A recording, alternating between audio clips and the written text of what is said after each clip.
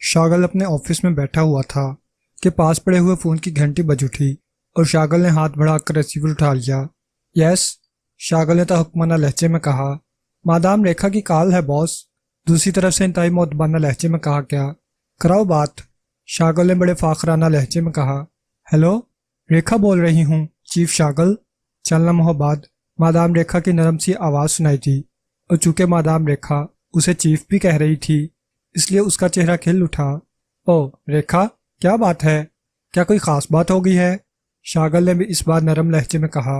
ہاں، ایک خاص اطلاع ہے، میں نے سوچا کہ تمہیں یہ اطلاع دے دوں اور پھر تم جیسے مشورہ دو ویسے ہی ہوگا۔ اطلاع یہ ہے کہ عمران پاکیشیا سے ایک چارٹر طیارے کے ذریعے باچان گیا ہے، اس کے ساتھ ایک غیر ملکی عورت اور 3 مرد ہیں، اور یقیناً یہ عورت اس کی ساتھی جولیا اور مرد پاکیشیا سیکرٹ سروس کے لوگ ہوں گے۔ مادام ریکھا نے کہا۔ باچان گیا ہے تو پھر اس میں خاص اطلاع کیا ہے؟ وہ سیکرٹ سروس کے لیے کام کرتا ہے، اس لیے وہ کسی نہ کسی مشن پر جاتا ہی رہتا ہے، شاغل نے منہ بناتے ہوئے کہا۔ مجھے یقین ہے کہ وہ صرف ہمیں ڈانٹ دینے کے لیے پاکیشیا سے باچان گیا ہے، اور اب وہ باچان سے میک اپ میں کافرستان پہنچے گا۔ مادام ریکھا نے جواب دیا تو شاغل بے اختیار اچھل پڑا۔ او، تمہاری بات درست ہے، لیکن کیا اسے معلوم ہے کہ ہم یہاں اس کی چیکنگ کر رہے ہیں؟ شاغل نے کہا۔ وہ ویسے ہی احتیاط کرنے کا عادی ہے، اور ہو سکتا ہے کہ اس کے یہاں موجود آدمیوں نے اسے واقعی اطلاع بھی دے دی ہو، مادام ریکھا نے کہا۔ پھر تو ہمیں باچان سے آنے والی فلائٹس چیک کرنا ہوں گی، شاغل نے کہا۔ میں نے اطلاع ملتے ہی باچان میں موجود کافرستان کے ایجنٹوں کو ہوشیار کر دیا ہے، وہ وہاں اس کی نگرانی کریں گے اور مجھے اطلاع دیں گے، مادام ریکھا نے کہا۔ ویری گڈ، تم واقعی بے حد سمجھدار اور ذہین ہو، شاغل نے بے اختیار ہو کر کہا۔ شکریہ، لیکن تم سے بہرحال کم ہوں۔ میں نے یہ اطلاع اس لیے دی ہے کہ عمران یقیناً سیکرٹ سروس کے آدمیوں سے واقف ہوگا، جبکہ وہ پاور ایجنسی کے آدمیوں سے واقف نہیں ہوگا۔ اس لیے کیوں نہ تم اپنے آدمی ہٹا لو تاکہ وہ پوری طرح مطمئن ہو جائیں، پھر جب وہ کسی ہوٹل یا کسی رہائش گاہ میں پہنچے گا تو پھر میں تمہیں اطلاع کر دوں گی، اور پھر تم اپنے آدمیوں سمیت وہاں پہنچ جانا اور ہم مل کر اس پر ریڈ کر دیں گے۔ اس طرح وہ یقینی طور پر ختم ہو جائے گا اور اس کا کریڈٹ بھی تمہیں ہی ملے گا، مادام ریکھا نے کہا۔ ٹھیک ہے، یہ اچھی تجویز ہے، لیکن تم نے مجھے اطلاع ضرور دینی ہے، خود کوئی اقدام کرنے کی حماقت نہ کرنا ورنہ وہ نکل جائے گا، شاغل نے کہا۔ اگر میں نے خود کوئی اقدام کرنا ہوتا تو میں تمہیں اطلاع ہی کیوں دیتی، مادام ریکھا نے کہا۔ ٹھیک ہے، میں آرڈر کر دیتا ہوں، شاغل نے کہا، اور اس کے ساتھ ہی اس نے ہاتھ بڑھا کر کریڈل دبایا، اور پھر ٹون آنے پر اس نے یکے بعد دیگرے 3 بٹن پریس کر دیے۔ یس سر، دوسری طرف سے اس کے سیکرٹری کی مؤدبانہ آواز سنائی دی۔ موہن سنگھ کو میرے پاس بھیجو، شاغل نے کہا، اور ریسیور رکھ دیا۔ چند لمحوں بعد دروازہ کھلا اور ایک نوجوان اندر داخل ہوا۔ اس نے انتہائی مؤدبانہ انداز میں شاغل کو سلام کیا۔ بیٹھو، شاغل نے کہا، اور موہن سنگھ میز کی دوسری طرف کرسی پر مؤدبانہ انداز میں بیٹھ گیا۔ یہ ملٹری انٹیلیجنس کا کیپٹن تھا۔ ایک مشن کے دوران اس نے شاغل کے تحت کام کیا تھا، اور شاغل اس کے انداز اور اس کے کام سے اس قدر خوش ہوا تھا کہ اس نے صدر مملکت سے کہہ کر کیپٹن موہن سنگھ کو ملٹری انٹیلیجنس سے سیکرٹ سروس میں مستقل طور پر ٹرانسفر کرا لیا تھا۔ موہن سنگھ انتہائی ہوشیار اور ذہین آدمی تھا، لیکن وہ شاغل کا احترام اس انداز میں کرتا تھا جیسے شاغل اس کا دیوتا ہو، اور شاغل کو یہی بات پسند تھی، اس لیے اس نے اسے اپنا نمبر 2 بنا لیا تھا، اور بعد میں موہن سنگھ کی کارکردگی نے واقعی اسے حیران کر دیا تھا۔ اس کی وجہ سے سیکرٹ سروس نے کئی ایسے مشن کامیابی سے نمٹائے تھے جو بظاہر ممکن ہی نظر نہ آتے تھے۔ موہن سنگھ، تمہیں معلوم ہے کہ پاور ایجنسی کی مادام ریکھا نے ذہنی طور پر میری ماتحتی قبول کر لی ہے، حالانکہ پہلے یہ عورت مجھے گھاس تک نہ ڈالتی تھی، شاغل نے فخریہ لہجے میں کہا۔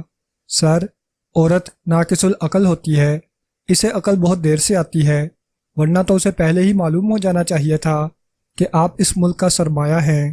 آپ جیسے ذہین اور باوقار افسر تو قوم کو صدیوں بعد نصیب ہوتے ہیں، موہن سنگھ نے انتہائی مؤدبانہ لہجے میں کہا، تو شاغل کا چہرہ مسرت کی شدت سے گلاب کے پھول کی طرح کھل اٹھا۔ ہاں، تم ٹھیک کہہ رہے ہو، بہرحال مجھے خوشی ہے کہ دیر سے صحیح بہرحال اسے عقل آ گئی ہے اور اب وہ میری ماتحتی میں کام کر رہی ہے۔ تمہیں معلوم ہے کہ پاک ایشیا سیکرٹ سروس ایک بار پھر ایک اہم مشن پر کافرستان پہنچنے والی ہے، اور اس بار صدر صاحب نے حتمی احکامات دے دیے ہیں کہ انہیں ہر صورت میں ختم کرنا ہے۔ شاگل نے کہا، یس سر، آپ نے بتایا تھا سر، لیکن سر یہ بات آپ نے نہیں بتائی تھی کہ ان کا یہاں مشن کیا ہے۔ موہن سنگھ نے کہا، پاک ایشیا سے کوئی اہم مشین چوری کر کے کافرستان لائی گئی ہے اور یہ کام ڈیفنس سیکرٹری کی سربراہی میں ہوا ہے۔ اس مشن کے بارے میں سوائے ڈیفنس سیکرٹری اور صدر صاحب کے اور کسی کو بھی علم نہیں ہے کہ وہ کیا ہے اور اسے کہاں رکھا گیا ہے۔ عمران اور پاک ایشیا سیکرٹ سروس اس مشین کو واپس لے جانے کے مشن پر یہاں آ رہے ہیں۔ شاگل نے کہا، یس سر۔ موہن سنگھ نے اسی طرح مؤدبانہ لہجے میں جواب دیا، ابھی تھوڑی دیر پہلے مادام ریکھا کا فون آیا تھا۔ شاگل نے کہا، اور پھر اس نے وہ ساری گفتگو دہرا دی جو اس کے اور مادام ریکھا کے درمیان ہوئی تھی۔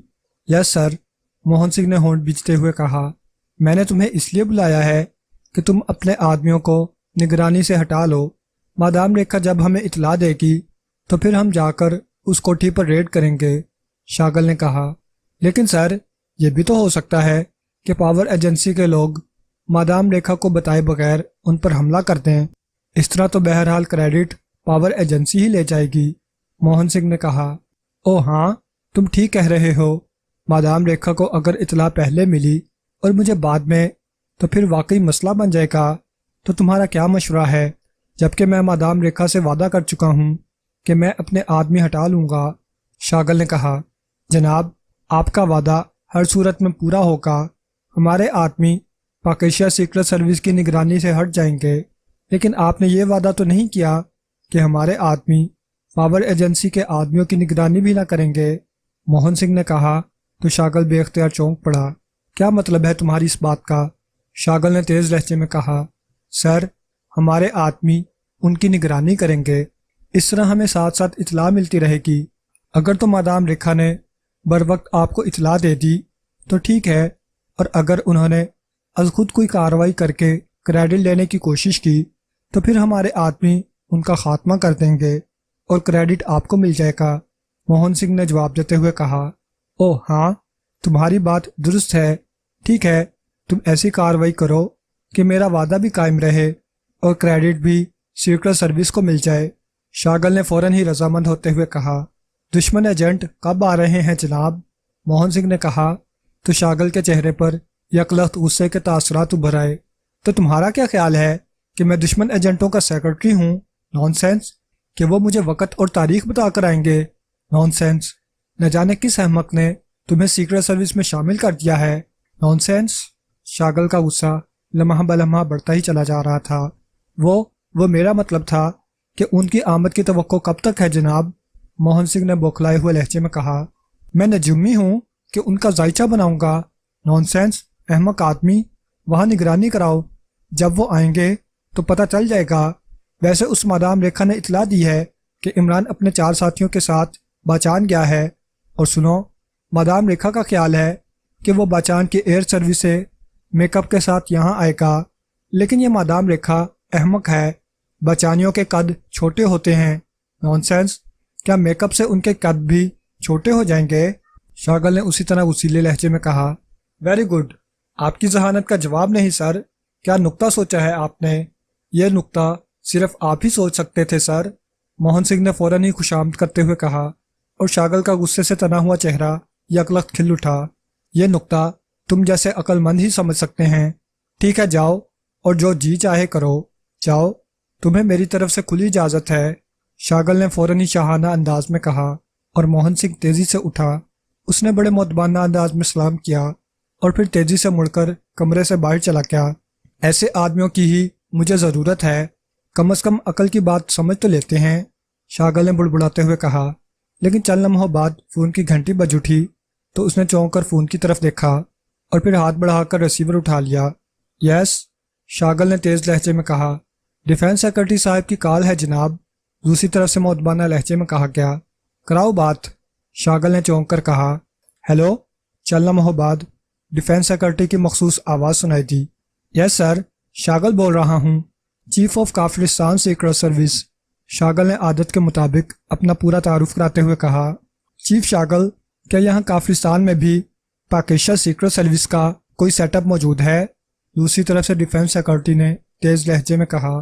یقیناً ہوگا، سیکرٹ سروس کے سیٹ اپ ہر بڑے اور اہم ملک میں موجود ہوتے ہیں، شاگل نے جواب دیا۔ کیا آپ کو اس سیٹ اپ کا علم نہیں ہے؟ دوسری طرف سے انتہائی حیرت بھرے لہجے میں کہا گیا۔ گزشتہ چند سالوں میں 4 سیٹ اپ بنے تھے جو ہم نے ٹریس کر کے ختم کر دیے ہیں۔ ابھی کسی نئے سیٹ اپ کی اطلاع تو نہیں ملی، البتہ ہم اس کی تلاش میں ہیں۔ جب بھی مجھے کوئی کلو ملا کہ ایسا سیٹ اپ ہے تو ہم بھوکے عقابوں کی طرح اس پر ٹوٹ پڑیں گے، شاگل نے جان بوجھ کر بات بناتے ہوئے کہا، حالانکہ وہ آج تک ایک بھی سیٹ اپ ٹریس نہ کر سکا تھا۔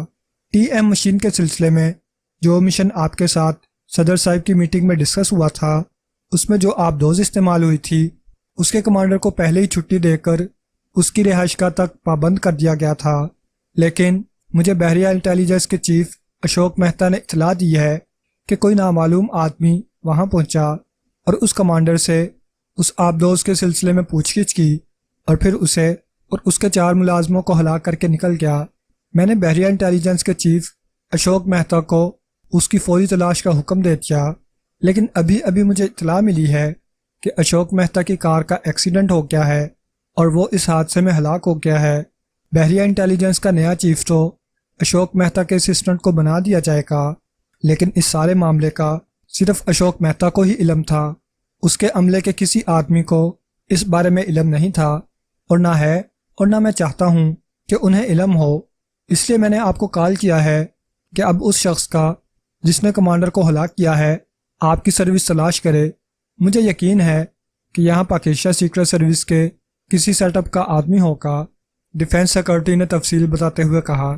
اس کمانڈر کو اس مشن کے بارے میں کتنا علم تھا؟ شاگل نے ہونٹ چباتے ہوئے کہا۔ کچھ بھی نہیں تھا، سرے سے کچھ علم نہیں تھا، دوسری طرف سے کہا گیا۔ تو پھر اسے ہلاک کیوں کیا گیا اور بحریہ انٹیلیجنس کے چیف کا روڈ ایکسیڈنٹ کیوں کرایا گیا؟ شاگل نے کہا۔ کیا مطلب؟ یہ کیا کہہ رہے ہیں آپ؟ اشوک مہتا کا ایکسیڈنٹ کرایا نہیں گیا، ہوا ہے۔ بھری پڑی سڑک پر کار چلاتے ہوئے ایکسیڈنٹ کا شکار ہوا ہے، اور پھر اگر اشوک مہتا تک اگر وہ پہنچ جاتے تو لامحالہ وہ اسے استعمال کرتے، نہ کہ اسے ہلاک کر دیتے، ڈیفنس سیکرٹری نے تیز لہجے میں کہا۔ لیکن شاگل کی آنکھوں میں اچانک چمک سی ابھر آئی۔ اس مشن کا انچارج اشوک مہتا تھا؟ شاگل نے کہا۔ نہیں، اس کا اس مشن سے کوئی تعلق نہیں تھا، اس کے ذمے صرف چند ضروری کام تھے اور بس۔ اسے تو یہ بھی معلوم نہ تھا کہ مشن ہے کیا، ڈیفنس سیکرٹری نے جواب دیا۔ جو آبدوز اس مشن میں استعمال ہوئی ہے اس کے چلانے والے کہاں ہیں؟ شاگل نے پوچھا۔ اشوک مہتا کی رپورٹ کے مطابق وہ کسی لانچ پر آ رہے تھے کہ اچانک لانچ الٹ گئی اور وہ سب ڈوب گئے، ڈیفنس سیکرٹری نے کہا۔ جناب، وہ بحریہ کے لوگ تھے، لانچ الٹنے سے کیسے ہلاک ہو سکتے ہیں؟ آپ مجھ سے چھپا رہے ہیں، حالانکہ میں سیکرٹ سروس کا چیف ہوں۔ آپ مجھے سب کچھ کھل کر بتا دیں، اسی میں سب کا فائدہ ہے، شاگل نے کہا۔ کیا کہہ رہے ہیں آپ؟ میں ڈیفنس سیکرٹری ہوں، سمجھے؟ آئندہ ہوش و حواس میں رہ کر مجھ سے بات کیا کریں، میں آپ سے نمٹ لوں گا۔ نان سینس، دوسری طرف سے یکلخت انتہائی غصیلے لہجے میں کہا گیا، اور اس کے ساتھ ہی رابطہ ختم ہو گیا تو شاگل نے ہونٹ بھینچتے ہوئے ریسیور رکھ دیا۔ اس کے چہرے پر غصے کی شدت سے شعلے سے ناچنے لگ گئے تھے۔ وہ چند لمحے بیٹھا ہونٹ چباتا رہا، پھر اس نے ڈائریکٹ فون کا ریسیور اٹھایا اور تیزی سے نمبر پریس کرنے شروع کر دیے۔ ملٹری سیکرٹری ٹو پریزیڈنٹ، دوسری طرف سے صدر کے ملٹری سیکرٹری کی آواز سنائی تھی۔ شاگل، چیف آف کافرستان سیکرٹ سروس بول رہا ہوں، صدر صاحب سے بات کرائیں، اٹ از امپورٹنٹ، شاگل نے ہونٹ چباتے ہوئے کہا۔ میں معلوم کرتا ہوں، ہولڈ کریں سر، دوسری طرف سے کہا گیا۔ ہیلو، چند لمحوں بعد صدر صاحب کی بھاری اور باوقار سی آواز سنائی تھی۔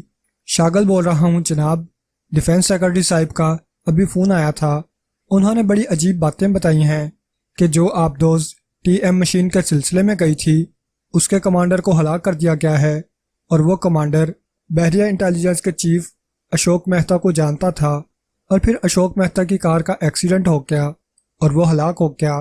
اس کا مطلب ہے جناب کہ ڈیفنس سیکرٹری صاحب بہت کچھ مجھ سے چھپا رہے ہیں، جبکہ دشمن ایجنٹ ان تک پہنچنے والے ہیں۔ میں نے انہیں کہا کہ وہ سب کچھ بتا دیں اور کچھ نہ چھپائیں، کیونکہ اس طرح ہم لا علمی میں رہیں گے اور دشمن ایجنٹ اپنا کام کر جائیں گے۔ لیکن انہوں نے غصے میں آ کر کال ہی آف کر دی۔ میں نے آپ کو اس لیے رپورٹ کر دی ہے جناب کہ کل آپ ناراض ہو سکتے ہیں، شاگل نے انتہائی مؤدبانہ لہجے میں کہا۔ اوہ تو یہ بات ہے، مجھے اشوک مہتا کی ہلاکت کی خبر تو ملی تھی، لیکن میں سمجھا تھا کہ عام سا ایکسیڈنٹ ہوگا۔ اس کا مطلب ہے کہ پاکستانی ایجنٹ اپنے کام میں مصروف ہیں، صدر نے تشویش بھرے لہجے میں کہا۔ یس سر، ان کا طریقہ کار یہی ہے۔ یہاں انہوں نے کسی آدمی کے ذمے یہ سارا ٹاسک لگایا ہوگا، اور جب ساری معلومات انہیں مل جائیں گی تو پھر وہ یہاں پہنچ کر فائنل کام کریں گے، اور ہمیں چونکہ کسی بات کا علم تک نہ ہوگا اس لیے ہم انہیں روک بھی نہ سکیں گے، شاگل نے جواب دیا۔ تم کیا معلوم کرنا چاہتے ہو؟ صدر صاحب نے چند لمحے خاموش رہنے کے بعد کہا۔ مجھے کم از کم اتنا تو معلوم ہو جناب کہ وہ ٹی ایم مشین کہاں موجود ہے، کیونکہ میرا تجربہ بتا رہا ہے کہ اس بار ڈیفنس سیکرٹری صاحب نے یہ سارا راز چھپا رکھا ہے، اور ان کا خیال ہے کہ یہ راز دشمن ایجنٹوں تک نہیں پہنچے گا۔ لیکن میں نے انہیں یہ بات سمجھانے کی کوشش کی ہے کہ جسے وہ راز سمجھ رہے ہیں وہ دشمن ایجنٹوں تک پہنچ چکا ہے، ورنہ وہ اس مخصوص آب دوست تک نہ پہنچتے، شاگل نے کہا۔ تمہاری بات درست ہے، ڈیفنس سیکرٹری صاحب نے پہلی بار ایسا مشن سر انجام دیا ہے، اس لیے انہیں صورتحال کا ادراک نہیں ہے۔ اس مخصوص آب دوست تک پہنچ جانے کے بعد اسے راز رکھنا انتہائی حماقت ہے۔ اب اس کی واقعی انتہائی سختی سے حفاظت ہونی چاہیے، لیکن اگر تمہیں بتا دیا جائے تو تم کیا کرو گے؟ پہلے بھی تم نے ایسی چیزوں کی حفاظت کا بیڑا کئی بار اٹھایا تھا، لیکن ہر بار وہ لوگ کامیاب رہے، صدر صاحب نے اس بار قدرے غصیلے لہجے میں کہا۔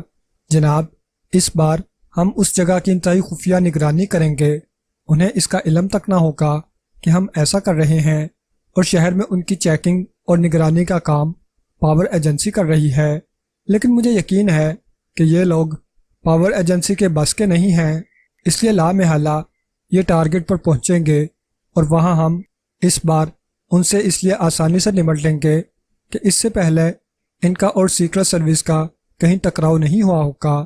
اس لیے وہ یہی سمجھ رہے ہوں گے کہ اس مشن کا سیکرٹ سروس کو علم تک نہیں ہے، اور اسی اطمینان میں وہ یقینی موت کا شکار ہو جائیں گے، شاگل نے جواب دیا۔ گڈ، یہ اچھا اور کامیاب طریقہ ہے۔ تو سنو، ٹی ایم مشین محکمہ ڈیفنس کی ایک مخصوص عمارت میں موجود ہے۔ اس عمارت کا کوڈ نام SB11 ہے، اور یہ عمارت باڑی روڈ پر واقع ہے۔ اس کا نمبر 11 ہے، لیکن تم نے کسی طرح بھی اس میں نہ داخل ہونا ہے، اور نہ اندر موجود کسی فرد کو اس بات کا شبہ ہونا چاہیے کہ تمہاری سروس اس کی نگرانی کر رہی ہے، اور نہ باہر والوں کو۔ البتہ اگر پاکستان سیکرٹ سروس وہاں تک پہنچ جائے تو پھر تم نے حرکت میں آنا ہے، لیکن اس خاص عمارت میں انتہائی مخصوص ساخت کا اسلحہ موجود ہے، اس لیے جو کارروائی بھی تم نے کرنی ہے باہر ہی کرنی ہے، صدر نے تفصیل سے احکامات دیتے ہوئے کہا۔ یس سر، شاگل نے مسرت بھرے لہجے میں کہا۔ اوکے، اس بات کا علم سوائے میرے اور تمہارے کسی کو نہیں ہونا چاہیے، صدر نے تحکمانہ لہجے میں کہا۔ یس سر، آپ کے حکم کی حرف بہ حرف تعمیل ہوگی، شاگل نے کہا۔ اوکے، ہر صورتحال کی تم نے مجھے ساتھ ساتھ رپورٹ دینی ہے، صدر نے کہا، اور اس کے ساتھ ہی دوسری طرف سے رابطہ ختم ہو گیا تو شاگل نے بھی ریسیور رکھ دیا۔ اس کے چہرے پر انتہائی مسرت کے تاثرات نمایاں تھے۔ اسے وہ راز معلوم ہو گیا تھا جو ڈیفنس سیکرٹری صاحب اس سے چھپا رہے تھے، اور اسے سب سے زیادہ خوشی اس بات کی تھی کہ مادام ریکھا کو بھی اس راز کا علم نہیں تھا۔ اس نے جلدی سے دوسرے فون کا ریسیور اٹھایا اور یکے بعد دیگرے کئی نمبر پریس کر دیے۔ یس سر، دوسری طرف سے اس کے سیکرٹری کی آواز سنائی دی۔ پرتاپ جہاں بھی ہو اسے کہو کہ وہ فوراً میرے آفس پہنچے، فوراً، شاگل نے انتہائی تحکمانہ لہجے میں کہا، اور اس کے ساتھ ہی اس نے ریسیور رکھ دیا۔ پھر تقریباً آدھے گھنٹے بعد دروازہ کھلا اور ایک دوہرے بدن کا نوجوان، جس کا چہرہ بھی اس کے جسم کی مناسبت سے کافی چوڑا تھا، اندر داخل ہوا۔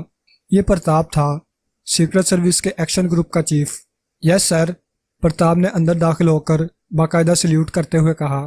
بیٹھو، شاگل نے کہا، تو پرتاپ میز کی دوسری طرف کرسی پر بیٹھ گیا۔ میں تمہارے ذمے ایک انتہائی اہم ترین مشن لگانا چاہتا ہوں، اور یہ سن لو کہ اگر تم اس مشن میں ناکام رہے تو پھر تم خود سمجھ سکتے ہو کہ میں تمہارا کیا حشر کر سکتا ہوں، اور یہ حشر لازماً ہوگا، سمجھے؟ شاغل نے میز پر مکہ مارتے ہوئے کہا۔ آپ کو کامیابی کی رپورٹ ملے گی سر، پرتاپ نے مطمئن لہجے میں کہا۔ گڈ، اگر تم کامیاب رہے تو پھر تمہارے لیے بہت بڑا انعام ہوگا، سمجھے؟ اگر میں سزا دینے میں سخت ہوں تو انعام دینے میں بھی فیاض ہوں، جانتے ہو نا تم مجھے؟ شاغل نے کہا۔ یس سر، پرتاپ نے جواب دیا۔ تو سنو، اور اپنے علاوہ اور کسی کو بھی اس بارے میں نہ بتانا، کافرستان بحریہ کے ایجنٹوں نے پاک ایشیا سے ایک انتہائی اہم مشین حاصل کی ہے، اور اب پاک ایشیا سیکرٹ سروس اس مشین کو حاصل کرنے کی غرض سے کافرستان پہنچنے والی ہے۔ اس بار صدر صاحب نے ان سے نمٹنے کا کام پاور ایجنسی کے ذمہ لگا دیا ہے۔ ہم سامنے نہیں آئیں گے، لیکن مجھے 100% یقین ہے کہ عمران اور اس کے ساتھی پاور ایجنسی کے بس کا روگ نہیں ہیں، اور وہ لامحالہ اس مشین تک پہنچیں گے۔ حالانکہ اس دنیا میں تم سمیت صرف 4 آدمی اس بارے میں جانتے ہیں، ایک میں، ایک تم، ایک صدر صاحب اور ایک ڈیفنس سیکرٹری۔ اب تمہیں احساس ہوا ہے اس کی اہمیت کا؟ شاغل نے کہا۔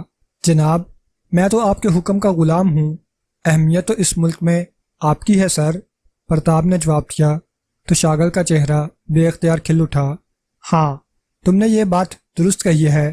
پاور ایجنسی کی مادام ریکھا، ملٹری انٹیلیجنس کے چیف، فوج کے کمانڈر ان چیف، فضائیہ کے ایئر مارشل اور بحریہ کے ایڈمرل، کسی کو بھی اس راز کا علم نہیں ہے جس کا علم مجھے ہے، اور مجھے صدر صاحب نے براہ راست بتایا ہے، اور اب تمہیں میں اس لیے بتا رہا ہوں کہ صدر صاحب نے سیکرٹ سروس پر مکمل بھروسہ کرتے ہوئے یہ اہم ترین مشن ہمارے ذمہ لگایا ہے۔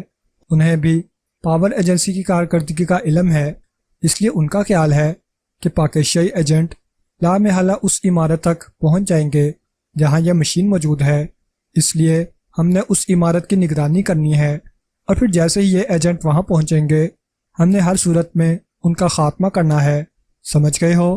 شاغل نے کہا۔ یس سر، ایسا ہی ہوگا سر، پرتاپ نے اس بات میں سر ہلاتے ہوئے کہا۔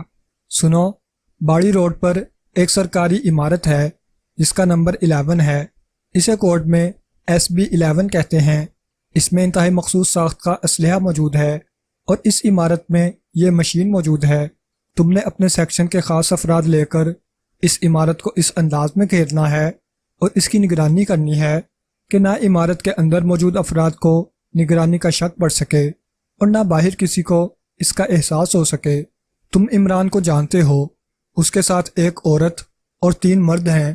عمران اور اس کے ساتھی یقیناً میک اپ میں ہوں گے، لیکن ان کے مخصوص قد و قامت سے تم انہیں آسانی سے پہچان لو گے، اور پھر وہ لامحالہ مشکوک انداز میں اس عمارت میں داخل ہونے کی کوشش کریں گے، اس لیے تم انہیں آسانی سے پہچان سکتے ہو۔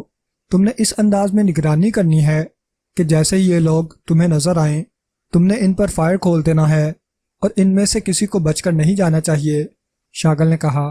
یس سر، اس بار وہ کسی صورت بھی بچ کر نہ جا سکیں گے، پرتاپ نے کہا۔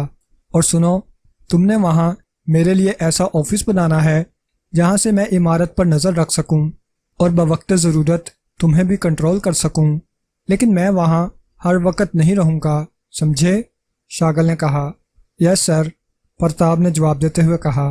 اوکے، اب تم جاؤ اور تمام انتظامات کر کے مجھے اطلاع دو۔ میں پہلے تمہارے الزامات کا معائنہ کروں گا، اس کے بعد اسے اوکے کروں گا۔ شاغل نے کہا۔ سر، اگر یہ لوگ عمارت میں داخل ہو جائیں تو پھر ہمیں کیا کرنا ہوگا؟ پرتاپ نے کہا۔ او، یہ بڑا اہم سوال ہے، لیکن ہم نے عمارت میں داخل نہیں ہونا اور نہ اس پر حملہ کرنا ہے۔ البتہ جب وہ باہر آئیں گے تو پھر ہم ان پر حملہ کریں گے۔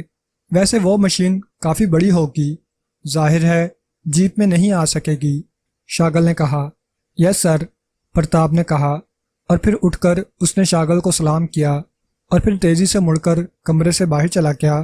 تو شاغل نے بڑے مطمئن انداز میں کرسی کی اونچی پشت سے سر ٹکا دیا۔ اب اسے 100% یقین ہو گیا تھا کہ اس بار وہ پاک ایشیا سیکرٹ سروس کا خاتمہ کر لینے میں کامیاب رہے گا، کیونکہ ایک طرف موہن سنگھ کام کرے گا جبکہ دوسری طرف پرتاپ۔ اگر وہ ایک سے بچ جانے میں کامیاب ہو گئے تو لازماً دوسرے کے ہتھے چڑھ جائیں گے۔ پھر اس نے اس انداز میں آنکھیں بند کر لیں جیسے وہ بہت تھک گیا ہو اور اب آرام کرنا چاہتا ہو۔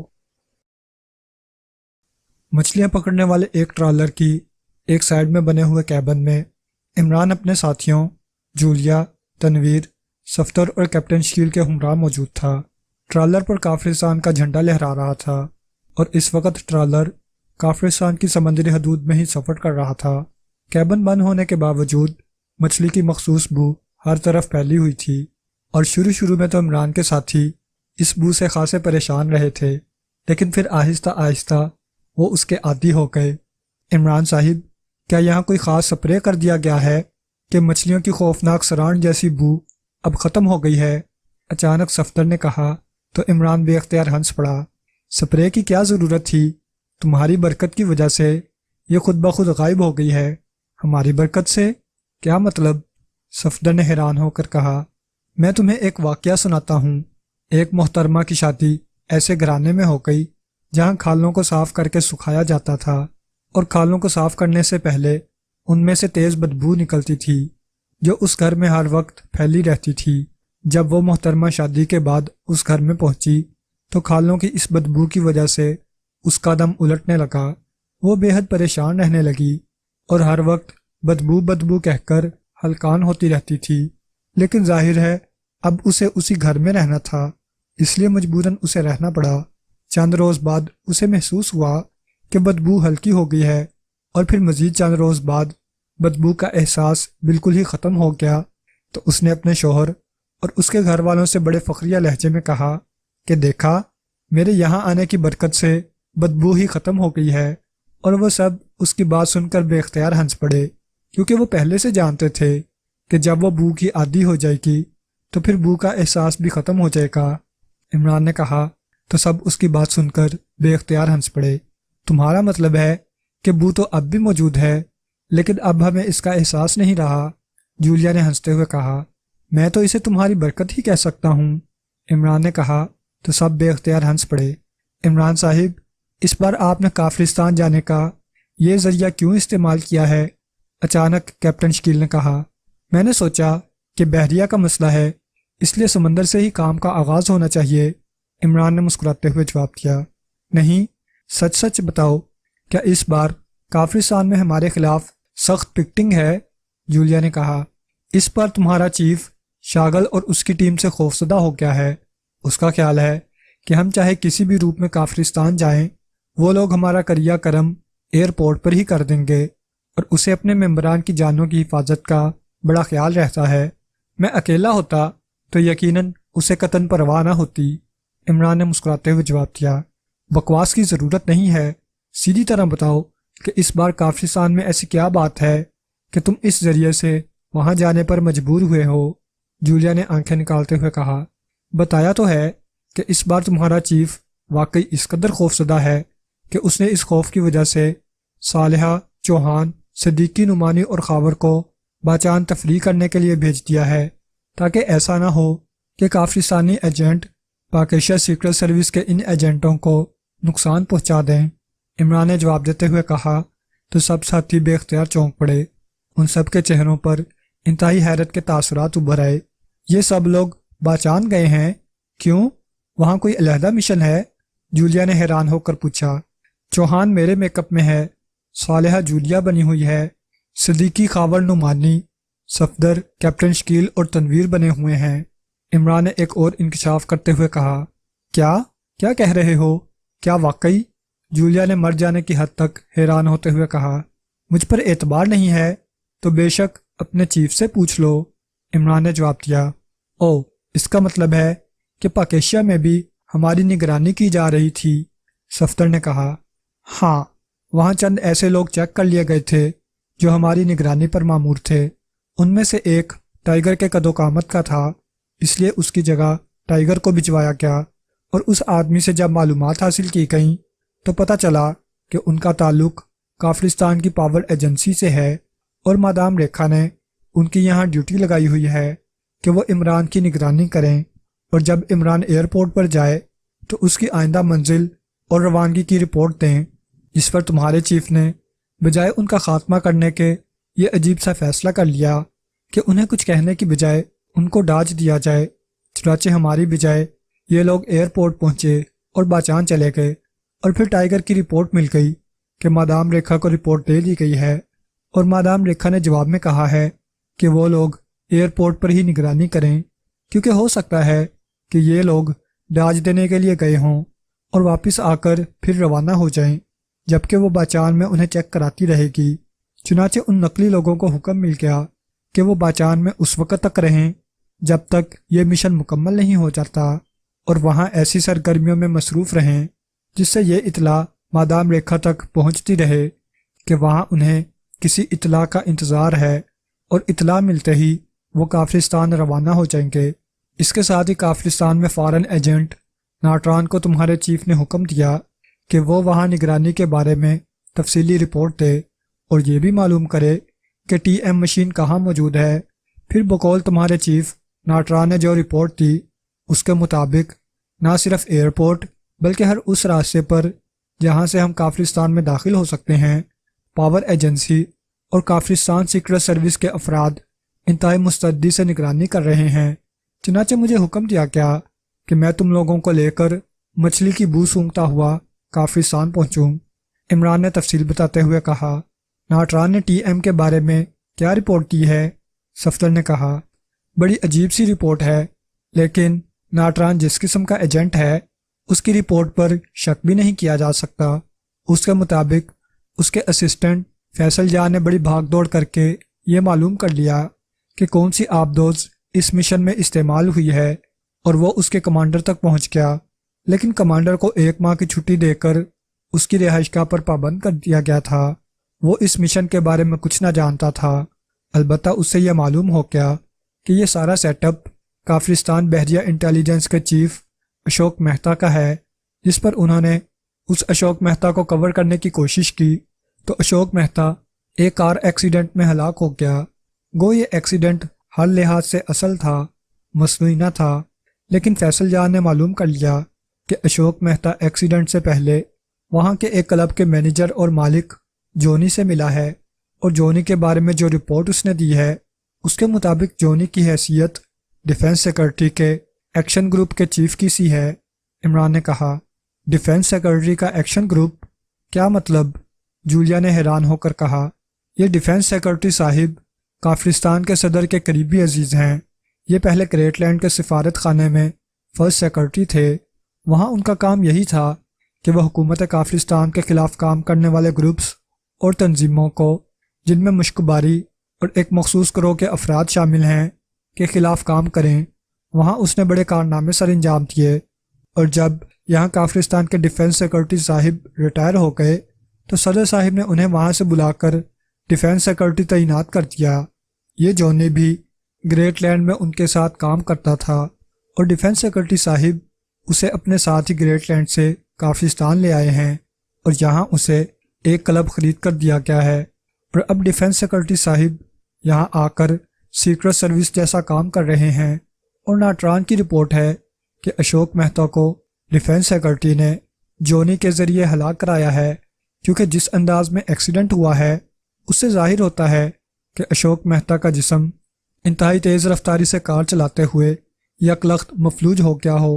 حالانکہ پوسٹ مارٹم رپورٹ میں ایسی کوئی بات درج نہیں کی گئی، لیکن ناٹران کو یقین ہے کہ یہ باقاعدہ قتل ہے، اور اگر ناٹران کی بات درست ہے تو اس سے یہ بات ثابت ہوتی ہے کہ پاکیشیا میں اس مشن کا انچارج بھی ڈیفنس سیکرٹری ہے، اور چونکہ فیصل جان اس کمانڈر تک اور پھر کمانڈر کے ذریعے اشوک مہتا تک پہنچ گیا تھا، اس لیے ڈیفنس سیکرٹری نے اسے اس انداز میں ختم کرایا تاکہ اشوک مہتا کے ذریعے ڈیفنس سیکرٹری تک کوئی پہنچ نہ سکے۔ عمران نے تفصیل سے بات کرتے ہوئے کہا، تو اب ہمیں اس ڈیفنس سیکرٹری صاحب کو گھیرنا ہوگا۔ صفدر نے کہا، اصل مسئلہ ٹی ایم کی واپسی ہے، اور ٹی ایم کی جو فائل تمہارے چیف کے ذریعے مجھ تک پہنچی ہے اس کے مطابق یہ مشین کافی بڑی ہے، اسے ویسے اٹھا کر نہیں لایا جا سکتا، اور اگر ہم نے ڈیفنس سیکرٹری پر براہ راست ہاتھ ڈالا تو حکومت کو اس کا فوری علم ہو جائے گا۔ اس لیے میرا خیال ہے کہ اس جونی پر ہاتھ ڈالا جائے اور پھر آگے بڑھا جائے۔ یہ جونی یقیناً اس بارے میں جانتا ہوگا عمران نے کہا، تو عمران صاحب، ہمارے ٹرالر کے ذریعے وہاں جانے کا اصل مقصد یہ ہے کہ آپ اس مشین کو ٹرالر کے ذریعے ہی واپس لانا چاہتے ہیں؟ خاموش بیٹھے ہوئے کیپٹن شکیل نے کہا۔ اچھے بھلے خاموش بیٹھے بیٹھے تمہیں کیا ہو جاتا ہے کہ سارا سسپینس ہی ختم کر دیتے ہو؟ ظاہر ہے اب میں کسی ریڑھی پر لاد کر یا کسی ٹرک پر لوڈ کر کے اسے نہیں لے جا سکتا، اور نہ ہی اسے کار کے ذریعے بھجوایا جا سکتا ہے، اس لیے واقعی یہی طریقہ استعمال کرنے کا فیصلہ تمہارے چیف نے کیا ہے۔ عمران نے کہا، یہ ہر بات تم چیف پر کیوں ڈال لیتے ہو؟ کیا تم خود کوئی فیصلہ نہیں کیا کرتے؟ جولیا نے منہ بناتے ہوئے کہا، ارے اس کے پیچھے ایک سہارا ہوتا ہے کہ اگر فیصلہ غلط ثابت ہوا تو الزام چیف پر ہی جائے گا اور میں صاف بچ جاؤں گا۔ عمران نے کہا، اور سب بے اختیار ہنس پڑے۔ اس بار شاگل کا کوئی ذکر نہیں آیا، کیا اسے فیلڈ سے آؤٹ کر دیا گیا ہے؟ صفدر نے کہا، وہ آؤٹ ہونے والوں میں سے تو نہیں ہے کیونکہ وہ کافرستان کے صدر کا چہیتا ہے، لیکن اس بار وہ واقعی فرنٹ لائن پر نہیں ہے۔ عمران نے مسکراتے ہوئے جواب دیا، اور پھر اس سے پہلے کہ مزید کوئی بات ہوتی، کمرے کا دروازہ کھلا اور ایک نوجوان اندر داخل ہوا۔ آپ لوگ تیار ہو جائیں جناب، ٹرالر سوچاری گھاٹ پر پہنچنے والا ہے، آپ کو وہاں ڈراپ کر دیا جائے گا، نوجوان نے کہا، اور عمران نے اس بات میں سر ہلا دیا، اور پھر وہ سب اٹھ کر کھڑے ہو گئے۔ مادام ریکھا اپنے آفس میں بیٹھی ہوئی تھی کہ آفس کا دروازہ کھلا اور کاشی اندر داخل ہوئی۔ آؤ کاشی، میں تمہارا ہی انتظار کر رہی تھی، مادام ریکھا نے مسکراتے ہوئے کہا۔ خیریت؟ کیا کوئی خاص بات ہو گئی ہے؟ کاشی نے میز کی دوسری طرف کرسی پر بیٹھتے ہوئے کہا۔ ہاں، اس بار عمران اور اس کے ساتھی کافرستان ایک مشن پر آ رہے ہیں، اور میں چاہتی ہوں کہ اس بار ہم ان کا خاتمہ کرنے میں کامیاب ہو جائیں، مادام ریکھا نے کہا۔ او، کیا وہ پہنچ چکے ہیں؟ کس مشن پر؟ کاشی نے چونک کر پوچھا۔ وہ اس وقت باچان میں ہیں، میرے آدمی ان کی نگرانی کر رہے ہیں، وہ جیسے ہی وہاں سے روانہ ہوں گے مجھے اطلاع مل جائے گی، اور پھر میں ان کا خاتمہ ایئرپورٹ پر ہی کر دوں گی، مادام ریکھا نے کہا۔ تو پھر کیا مسئلہ ہے جس کی وجہ سے آپ پریشان ہیں؟ کاشی نے کہا، میں شاگل کی وجہ سے پریشان ہوں، میں نے شاگل کو چکر دے کر اس کے آدمی ایئرپورٹ سے ہٹوا دیے ہیں، لیکن مجھے اطلاع مل رہی ہے کہ اس کے وہ آدمی اب میرے آدمیوں کی نگرانی کر رہے ہیں۔ اس کا مطلب ہے کہ شاگل نے مجھ پر اعتماد نہیں کیا، اور ہو سکتا ہے کہ وہ عین وقت پر مداخلت کر کے کریڈٹ لے جائے، مادام ریکھا نے کہا۔ ان کا مشن کیا ہے؟ کاشی نے پوچھا۔ کافرستان کی بحریہ انٹیلیجنس نے پاکیشا سے کوئی بڑی مشین اڑائی ہے جسے ٹی ایم مشین کہا جاتا ہے، اور اب پاکیشا سیکرٹ سروس اس مشین کو واپس حاصل کرنے کے مشن پر آ رہی ہے، مادام ریکھا نے جواب دیا۔ یہ مشین اس وقت کہاں ہے؟ کاشی نے پوچھا۔ یہ بات صرف ڈیفنس سیکرٹری یا صدر صاحب کو معلوم ہے، نہ شاگل کو بتایا گیا ہے اور نہ مجھے، اور نہ ہی مجھے اس کی ضرورت ہے، کیونکہ میں نے فیصلہ کر لیا ہے کہ ہر قیمت پر اس بار انہیں ایئرپورٹ پر ہی ختم کر دوں گی، مادام ریکھا نے کہا۔ آپ کو کس نے رپورٹ دی ہے کہ وہ باچان میں موجود ہیں؟ کاشی نے پوچھا۔ کیا مطلب؟ کیا تمہیں شک ہے اس بات پر؟ مادام ریکھا نے چونک کر حیرت بھرے لہجے میں پوچھا۔ ہاں، اس لیے کہ ان کا مشن تو کافرستان میں ہے، پھر وہ باچان کیوں گئے ہیں؟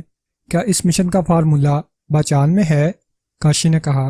او نہیں، یہ پاکیشیائی سائنسدان کی ایجاد ہے، لیکن وہ سائنسدان مر چکا ہے اور اس کا کوئی فارمولہ بھی موجود نہیں ہے، باچان کا اس سے کوئی تعلق نہیں، مادام ریکھا نے کہا۔ تو پھر یہ بات لکھ لیں مادام کہ آپ کو ڈاج دیا جا رہا ہے، کاشی نے کہا۔ تو مادام ریکھا بے اختیار اچھل پڑی۔ مجھے ڈاج دیا جا رہا ہے؟ کیا مطلب؟ یہ کیا کہہ رہی ہو؟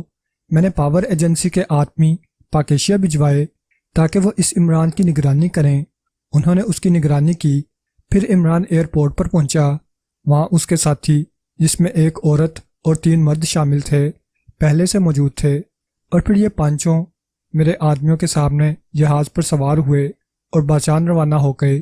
میرے آدمی نے مجھے رپورٹ دی تو میں نے باچان میں اپنے آدمیوں کو الرٹ کر دیا، میرے آدمیوں نے انہیں وہاں ایئرپورٹ پر چیک کیا، یہ لوگ وہاں کے ایک ہوٹل میں رہائش پذیر ہیں، اور یوں لگتا ہے جیسے ان کو کسی خاص آدمی کی وہاں آمد یا کسی خاص اطلاع کا انتظار ہے، وہ وہاں سے جیسے ہی روانہ ہوں گے مجھے یہاں اطلاع مل جائے گی، اور پھر میں ان سے نمٹ لوں گی۔ مجھے اصل پرابلم اس شاغل کا ہے۔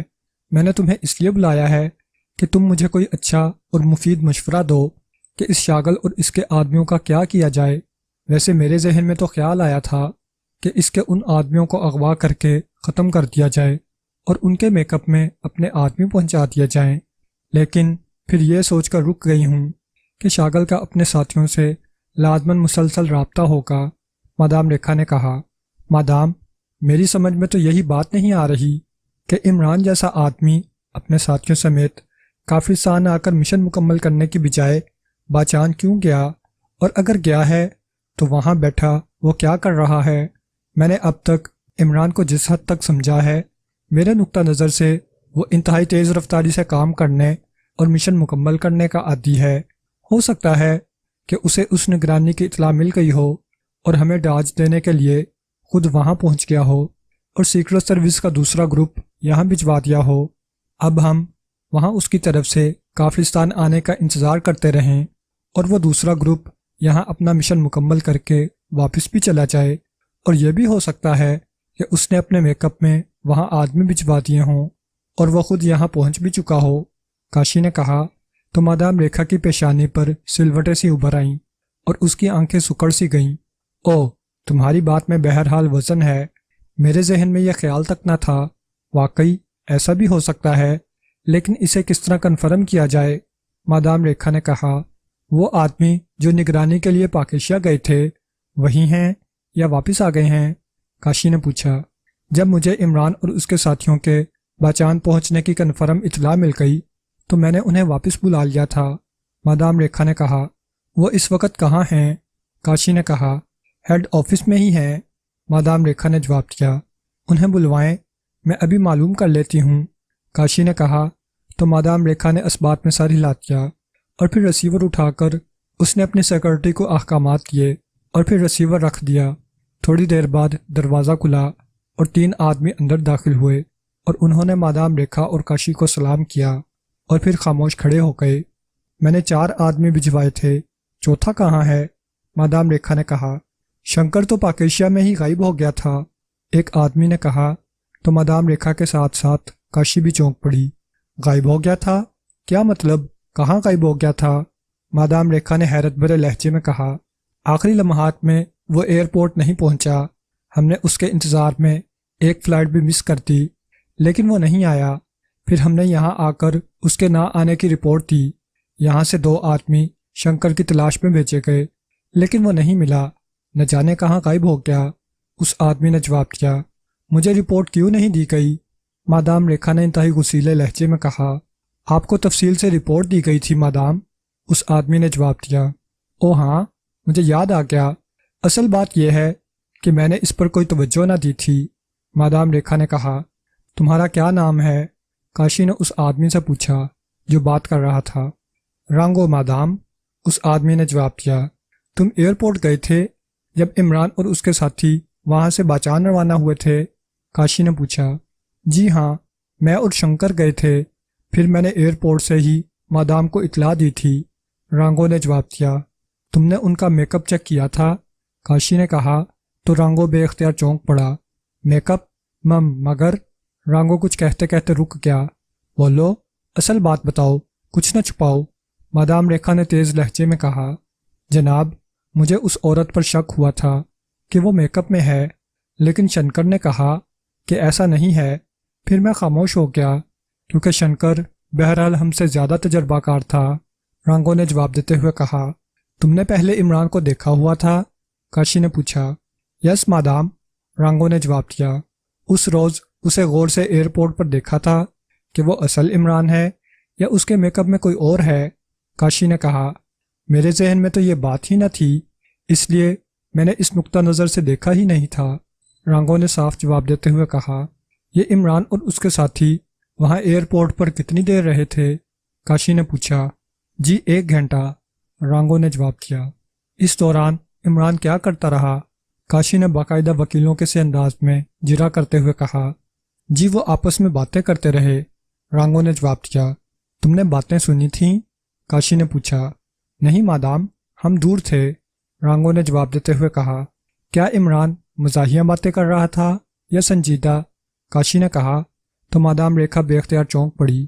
ایک دو بار اس نے کوئی مزاحیہ بات کی تھی شاید، کیونکہ اس کے ساتھی ہنس پڑے تھے، ورنہ وہ سنجیدہ ہی باتیں کرتے رہے تھے۔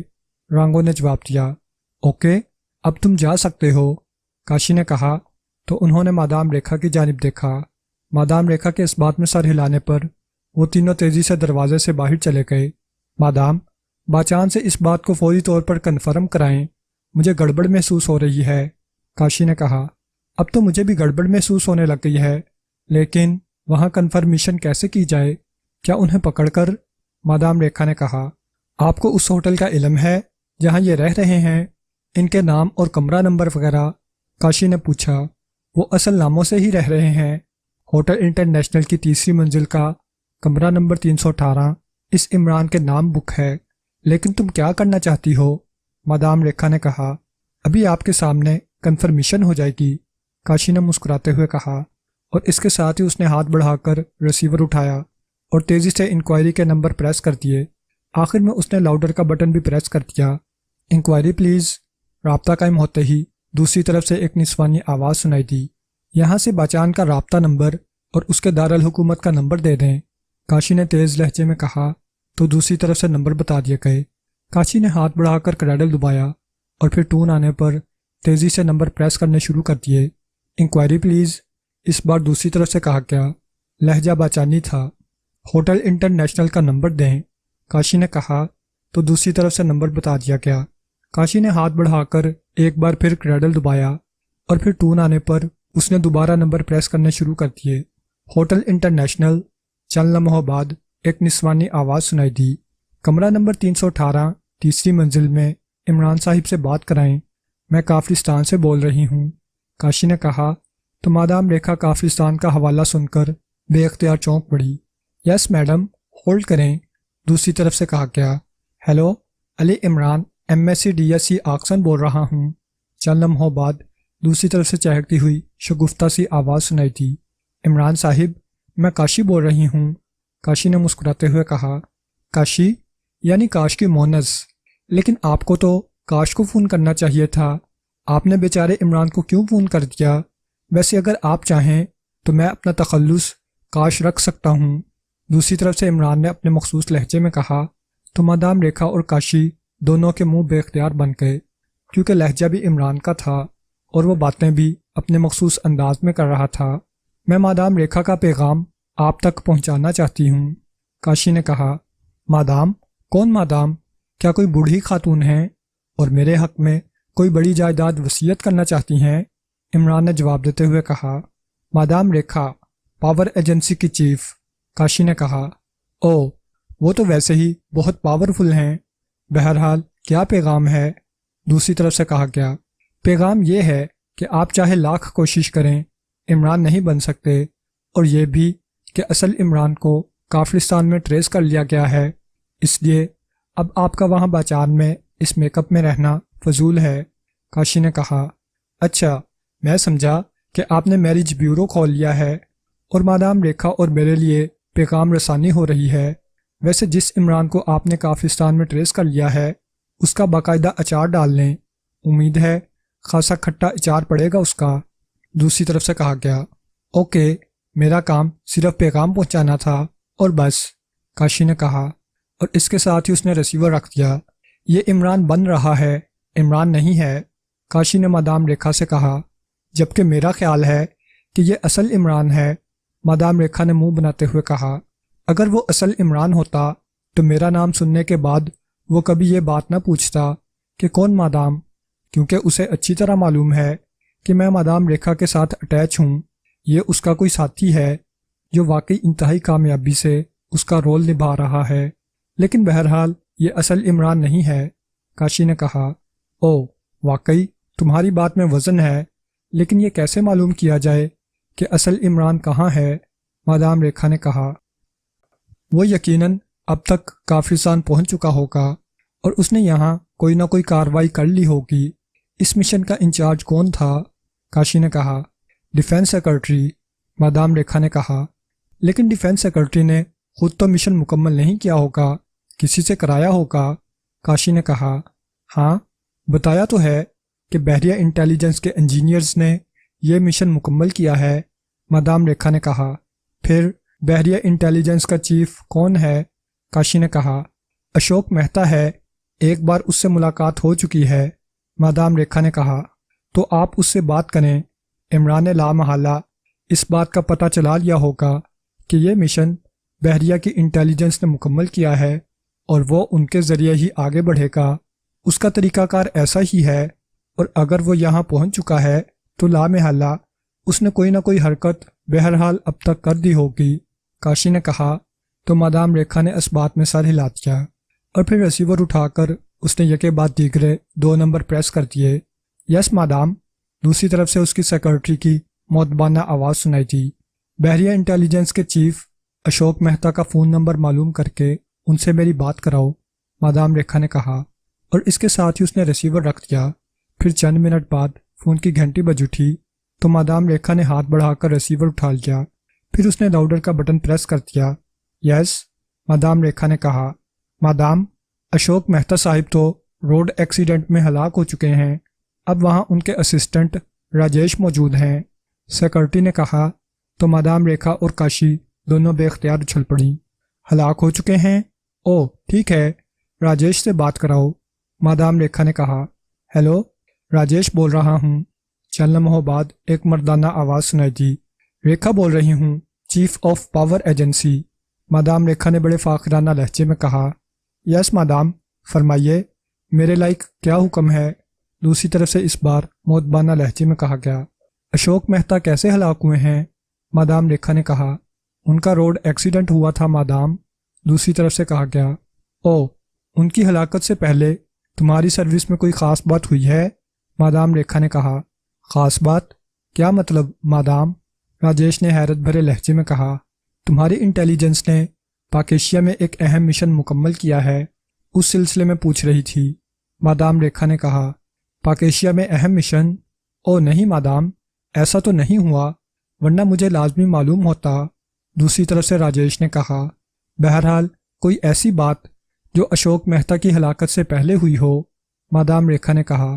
ایک آبدوز کے کمانڈر لالو پرساد کو ان کی رہائش گاہ پر ان کے ملازم سمیت ہلاک کر دیا گیا، اور سب سے حیرت انگیز بات یہ ہے کہ ہماری سروس کے 3 ایجنٹ بھی وہاں مردہ پائے گئے۔ میں نے جب اشوک مہتا سے بات کی تو وہ ٹال گئے۔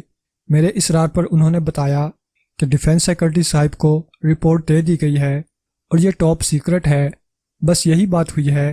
البتہ اس سے پہلے ایک لانچ سمندر میں الٹ گئی تھی جس میں کمانڈر وکرم صاحب بچ نکلے، باقی سب ڈوب گئے۔ ان کی تعداد کافی تھی۔ پھر وکرم صاحب کی لاش بھی ان کی رہائش گاہ سے ملی۔ بس یہی واقعات ہوئے ہیں، راجیش نے کہا۔ تمہیں معلوم ہوگا کہ روڈ ایکسیڈنٹ سے پہلے اشوک مہتا صاحب نے کس سے ملاقات کی تھی، مادام ریکھا نے کہا۔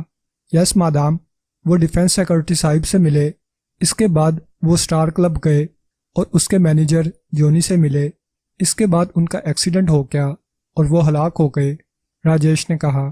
ان ملاقاتوں کے بارے میں تمہیں کس نے بتایا ہے، مادام ریکھا نے کہا۔ ڈیفنس سیکرٹری صاحب سے تو جب وہ ملنے گئے تھے تو مجھے بتا کر گئے تھے، جبکہ جونی کے اسٹار کلب میں ہمارا ایک آدمی ویسے ہی موجود تھا، اس نے بعد میں مجھے اطلاع دی، راجیش نے کہا۔ اوکے، بہرحال اب تم نے کسی سے کچھ نہیں کہنا، مادام ریکھا نے کہا اور ریسیور رکھ دیا۔ اب مجھے بھی یقین آ گیا ہے کہ عمران یہاں کام کر رہا ہے اور وہ لوگ درست لائن پر کام کر رہے ہیں، مادام ریکھا نے کہا۔ مادام، جہاں تک میں سمجھی ہوں اس مشن کا سارا کنٹرول ڈیفنس سیکرٹری صاحب کے پاس ہے، اور بقول آپ کے صدر صاحب اور ڈیفنس سیکرٹری صاحب ان دونوں کو ہی اس بات کا علم ہے کہ ٹی ایم کہاں ہے۔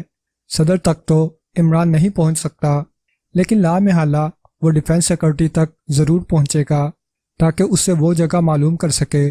اس لیے آپ ڈیفنس سیکرٹری کی نگرانی کرائیں، اور جیسے ہی عمران اور اس کے ساتھی وہاں پہنچیں آپ ان پر ریڈ کر دیں، کاشی نے کہا۔ تو مادام ریکھا کا چہرہ بے اختیار کھل اٹھا۔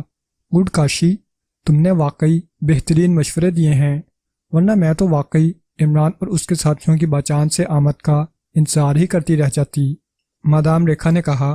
تو کاشی بے اختیار مسکراتی۔ آپ فوری یہ کام کرائیں، لیکن نہ ڈیفنس سیکرٹری صاحب کو معلوم ہو سکے اور نہ اس عمران کو اور نہ ہی شاگل کو اس طرح کریڈٹ، بہرحال پاور ایجنسی ہی لے جائے گی۔ کاشی نے کہا تو مادام ریکھا نے اس بات میں سارے لاتے ہوئے ریسیور اٹھا لیا۔ ٹیکسی سٹار کلب کے کمپاؤنڈ میں داخل ہو کر مین گیٹ کے سامنے جا کر رکی تو عمران اور تنویر دونوں نیچے اتر آئے۔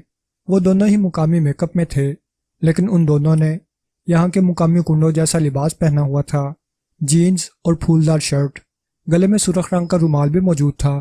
عمران نے ٹیکسی ڈرائیور کی طرف ایک نوٹ بڑے لاپرواہ انداز میں پھینکا اور پھر بے نیازی سے مین گیٹ کی طرف مڑ گیا۔ باقی سب رکھ لو اور بھاگ جاؤ، تنویر نے ٹیکسی ڈرائیور کو حیرت زدہ ہوتے دیکھ کر کہا۔ کیونکہ نوٹ کافی بڑا تھا اور شاید ٹیکسی ڈرائیور کو کسی گنڈے سے اتنی بڑی ٹپ کی توقع ہی نہ تھی، اس لیے تنویر کو بولنا پڑا، اور پھر تنویر بھی یہ بات کر کے بے نیازی سے مڑا اور عمران کے پیچھے چل پڑا۔ حال کھچا کھچ بھرا ہوا تھا، عورتیں بھی خاصی تعداد میں موجود تھیں، البتہ مردوں اور عورتوں سب کا تعلق زیر زمین دنیا سے ہی نظر آ رہا تھا۔ میزوں پر شراب کی بوتلوں کی کثرت تھی اور حال گھٹیا شراب کی بو کے ساتھ ساتھ منشیات کے گاڑے دھوئیں سے بھرا ہوا تھا۔ حال کے کونوں میں ریوالور ہولسٹروں میں اڑ سے کئی گنڈے موجود تھے اور ان کا انداز بتا رہا تھا کہ وہ کسی بھی وقت کسی کو گولی مار سکتے ہیں۔ ایک طرف بڑا سا کاؤنٹر تھا جس کے پیچھے ایک پہلوان نما آدمی کھڑا ہوا تھا۔ اس نے سرخ رنگ کی ہاف آستین کی شرٹ پہنی ہوئی تھی جس میں اس کے بازوؤں کی مچھلیاں نمایاں طور پر نظر آ رہی تھیں۔ اس کا سر گنجا تھا، البتہ سر کے درمیان سے بالوں کی ایک لٹ سائیڈ پر لٹک رہی تھی۔ چہرے مہرے سے وہ خاصا لڑاکا اور سخت گیر آدمی دکھائی دے رہا تھا۔ اس کی سرخ رنگ کی شرٹ پر سینے کے اوپر ایک لڑکی کی انتہائی فحش تصویر بنی ہوئی تھی۔ اس پہلوان کی نظریں کاؤنٹر کی طرف بڑھتے ہوئے عمران اور تنویر پر جمی ہوئی تھیں، جبکہ کاؤنٹر کے پیچھے دو اور آدمی ویٹرز کو سروس دینے میں مصروف تھے۔ جونی کا آفس کہاں ہے؟ عمران نے کاؤنٹر کے قریب پہنچ کر خالص گنڈوں کے لہجے میں کہا۔ تم کون ہو اور کہاں سے آئے ہو؟ پہلے تو تمہیں میں نے یہاں کبھی نہیں دیکھا، اس پہلوان نما آدمی نے پھنکارتے ہوئے لہجے میں کہا۔ میرا نام وکرم ہے اور یہ میرا ساتھی ہے اجے دیو، اور ہمارا تعلق کاگنی سے ہے۔ ہم نے جونی سے ایک بڑے سودے کی بات کرنی ہے، عمران نے بڑے سرد لہجے میں جواب دیتے ہوئے کہا، جبکہ تنویر ہونٹ بیچے خاموش کھڑا ہوا تھا۔ کیا باس تمہیں جانتا ہے؟ اس پہلوان نما آدمی نے اسی طرح پھنکارتے ہوئے لہجے میں کہا۔ نہیں، ہم پہلی بار اس سے ملنے آئے ہیں، عمران نے جواب دیا۔ تو پھر بھاگ جاؤ، باس اجنبی لوگوں سے نہیں ملا کرتا، جاؤ، اس پہلوان نما آدمی نے برا سا منہ بناتے ہوئے کہا۔ تمہارا کیا نام ہے؟ عمران نے جھٹکے دار لہجے میں کہا۔ میرا نام اگن ہے، ماسٹر اگن، اس پہلوان نما آدمی نے بڑے فاخرانہ لہجے میں کہا۔ تو ماسٹر اگن، تم صرف ہمیں جونی کے آفس کے بارے میں بتا دو، بس پھر ہم جانیں اور جونی جانے، عمران نے مسکراتے ہوئے کہا۔ میں کہہ رہا ہوں کہ دفع ہو جاؤ، ورنہ تمہاری لاشیں بھی یہاں سے باہر نہ جا سکیں گی، جاؤ، دفع ہو جاؤ، ماسٹر اگن نے گڑراتے ہوئے لہجے میں کہا۔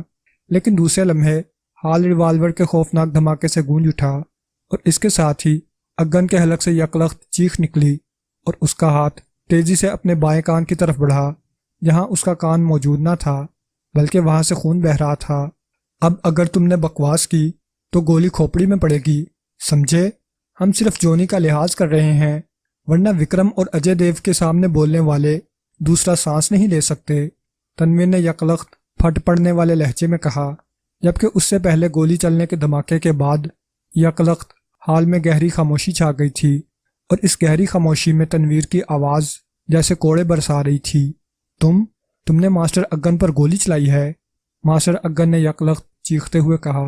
اس کے ساتھ ہی اس نے الٹا ہاتھ اس طرح ہوا میں اٹھایا جیسے کسی کو آگے بڑھنے سے روک رہا ہو، جبکہ اس کا دوسرا ہاتھ مسلسل اس کے بائیں کان پر رکھا ہوا تھا اور وہ خون آلود ہو چکا تھا۔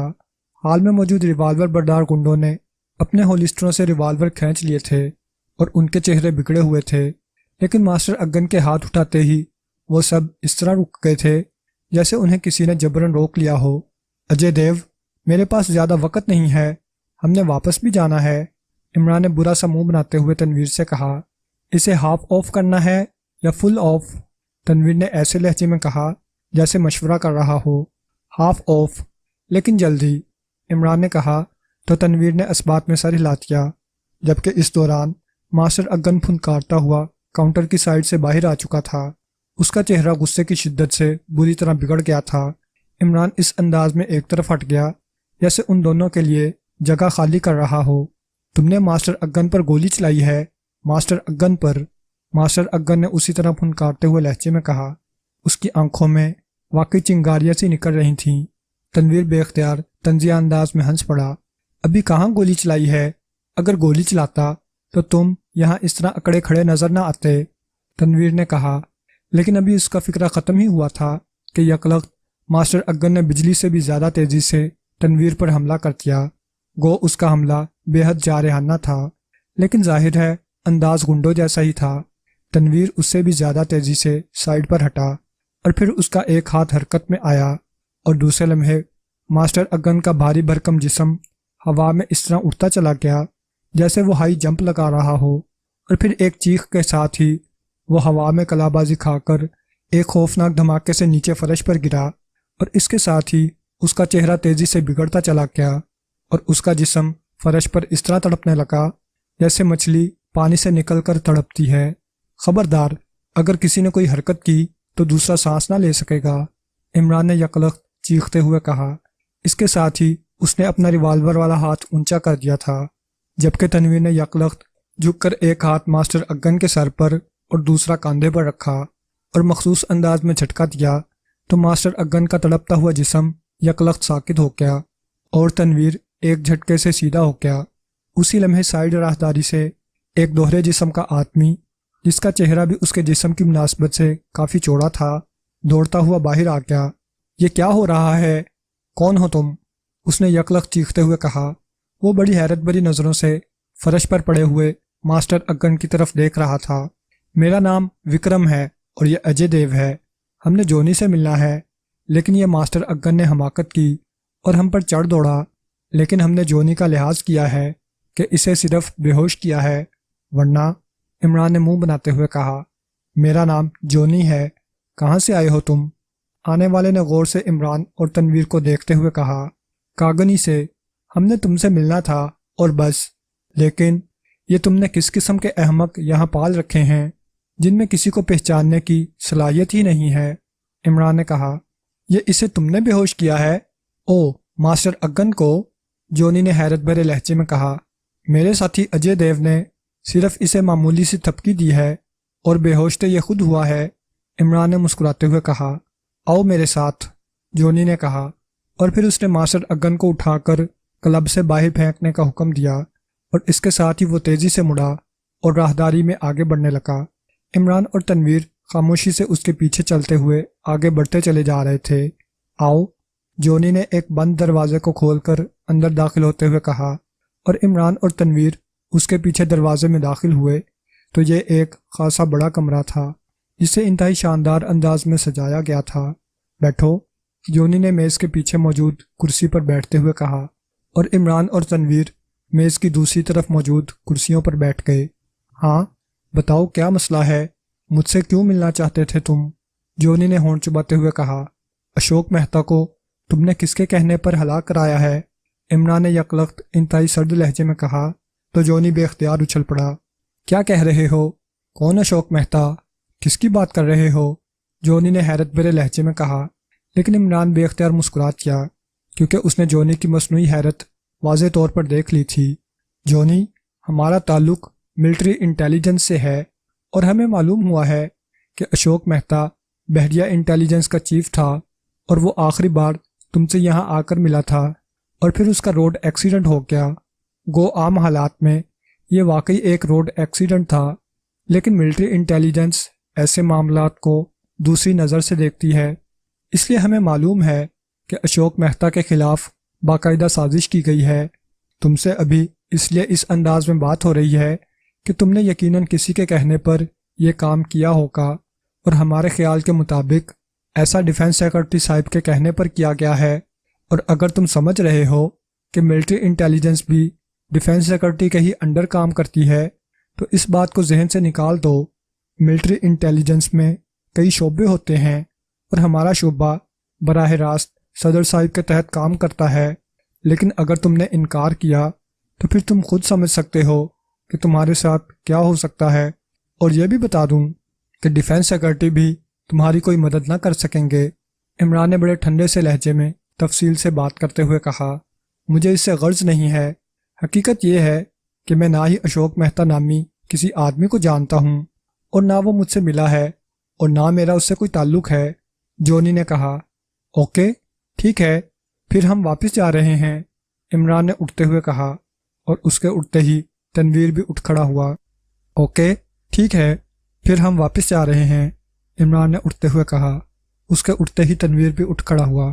میں نے جو کچھ کہا ہے سچ کہا ہے، جونی نے بھی اٹھ کر کھڑے ہوتے ہوئے کہا، لیکن دوسرے لمحے عمران کا ہاتھ بجلی کی سی تیزی سے اس کی گردن کی طرف بڑھا، اور پھر اس سے پہلے کہ جونی کچھ سمجھتا، اس کا جسم ایک جھٹکے سے میز پر سے گھسٹتا ہوا ایک دھماکے سے نیچے فرش پر جا گرا، اور پھر اس سے پہلے کہ وہ اٹھتا، عمران کی ٹانگ حرکت میں آئی، اور جونی کی کنپٹی پر پڑنے والی ضرب نے اسے چیخنے پر مجبور کر دیا، اور ابھی اس کی چیخ پوری طرح اس کے حلق سے نہ نکلی تھی کہ عمران نے دوسری ضرب لگائی، اور اس بار جونی بغیر چیخے ساکت ہو گیا، جبکہ اس دوران تنویر بجلی کی سی تیزی سے بیرونی دروازے کی طرف بڑھ گیا۔